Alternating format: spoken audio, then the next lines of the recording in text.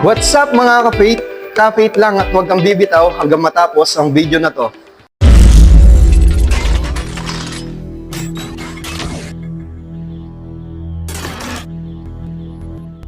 Magandang araw mga ka-faith. Kamusta ka? Kamusta ang pakiramdam mo? Ikaw ba ay masaya? Ikaw ba ay nakakaranas ng kalungkutan? O ikaw ba ay nakakaranas ng iba't ibang klase ng pagsubok sa buhay? Lagi mong tatandaan, kapatid, na laging nandyan ang Panginoon upang bigyan ka ng kalakasan at kapayapaan sa inyong puso. Nais ko lamang pong magbahagi ng salita ng Panginoon sa John chapter 16 verse 33 nang sabi doon, ang mga bagay na ito ay sinalita ko sa inyo upang kayo'y magkaroon sa akin ng kapayapaan. Sa sanglibutan ay mayroon kayong kapigatian, ngunit lakasan ninyo ang loob, aking dinaig ang sanlibutan. So yun po, hindi po ipinangako ng ating Panginoon na kapag tayo'y nagtiwala sa Kanya, hindi na tayo makakaranas ng mga problema at pagsubok sa buhay.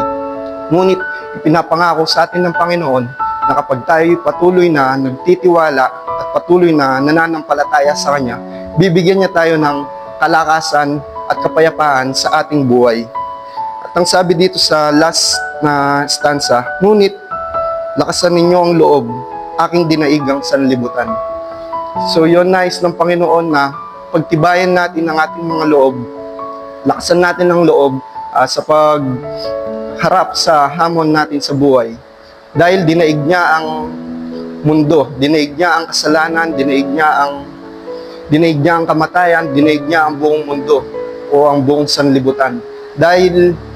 Kaya kapatid, nais ko lamang sabihin sa iyo na kapag ikaw ay nakakaranas ngayon ng problema at pagsubok sa buhay, sa mga orasan na ito, lagi mong tatandaan na mas malaki ang Panginoon mo kaysa sa mga bagay na pinagdaraanan mo ngayon.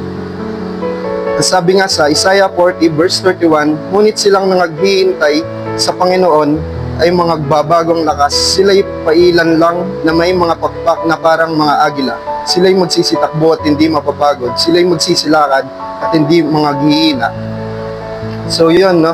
Napapagod tayo minsan sa physically, emotionally, mentally. Ngunit ang Panginoon, kaya niyang i-restore ang kapaguran mo na yan at papalitan niya ng panibagong lakas sa bawat araw na nating pinagdaraanan. Ginamit niya ang salitang ang hayop na agila, na kung saan ang agila po kasi can fly above the storm.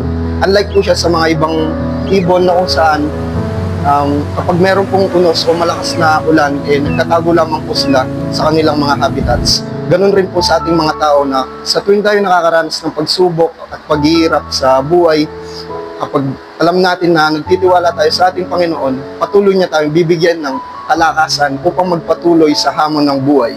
Kaya kapatid, kung ikaw ay nakakaranas ng rejections, failures, or anumang klaseng circumstances sa buhay, lagi mong iisipin na nandyan ng Panginoon upang bigyan ka ng kalakasan, upang bigyan ka ng katatagan.